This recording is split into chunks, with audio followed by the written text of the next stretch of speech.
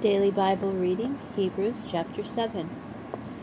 This Melchizedek, king of Shalem, a Kohen of God Ha-Elyon, met Abraham on his way back from the slaughter of the kings and blessed him. Also Abraham gave him a tenth of everything. Now first of all, by translation of his name, he is King of Righteousness. And then he is also King of Shalem, which means King of Peace. There is no record of his father, mother, ancestry, birth, or death. Rather, like the Son of God, he continues as a Kohen for all time. Just think how great he was. Even the patriarch Abraham gave him a tenth of the choicest spoils. Now the descendants of Levi who became Kohanim have a commandment in the Torah to take a tenth of the income of the people, that is, from their own brothers, despite the fact that they too are descended from Abraham. But Melchizedek, even though he was not descended from Levi, took a tenth from Abraham. Also, he blessed Abraham, the man who received God's promises, and it is beyond all dispute that the one who blesses has higher status than the one who receives the blessing. Moreover, in the case of the Kohanim, the tenth is received by men who die, while in the case of Melchizedek, it is received by someone who is testified to be still alive.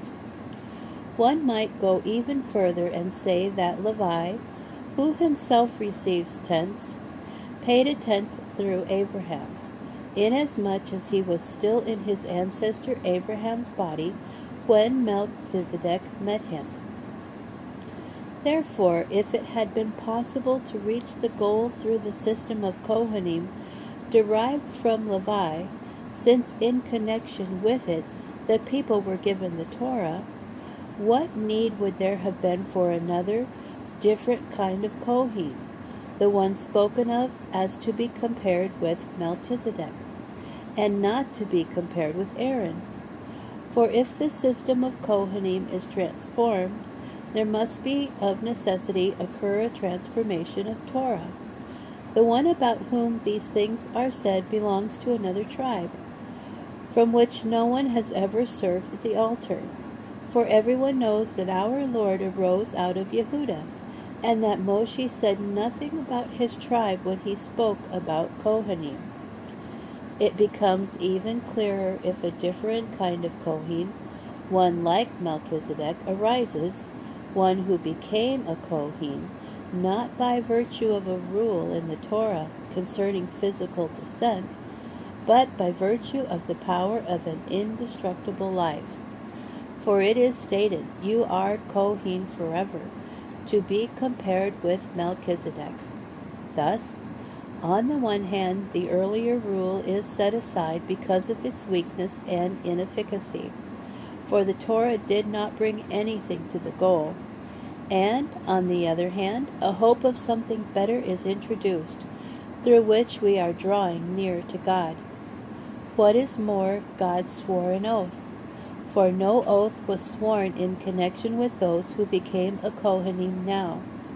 But Yeshua became a Kohen by the oath which God swore when he said to him, "Adonai has sworn and will not change his mind. You are a Kohen forever." Also, this shows how much better is the covenant of which Yeshua has become guarantor. Moreover, the present Kohanim are many in number, because they are prevented by death from continuing in office. But because he lives forever, his position as Kohen does not pass on to someone else, and consequently he is totally able to deliver those who approach God through him, since he is alive forever and thus forever able to intercede on their behalf. This is the kind of Kohen Gadol that meets our need. Holy, without evil, without stain, set apart from sinners and raised higher than the heavens. One who does not have the daily necessity, like the other Kohanim Gedolim, of offering up sacrifices first for their own sins and only then for those of the other people, because he offered one sacrifice once and for all, by offering up himself. For the Torah appoints as Kohen Gedolim men who have weaknesses. But the text which speaks about the swearing of the oath, a text written later than the Torah, appoints a son who has been brought to the goal forever.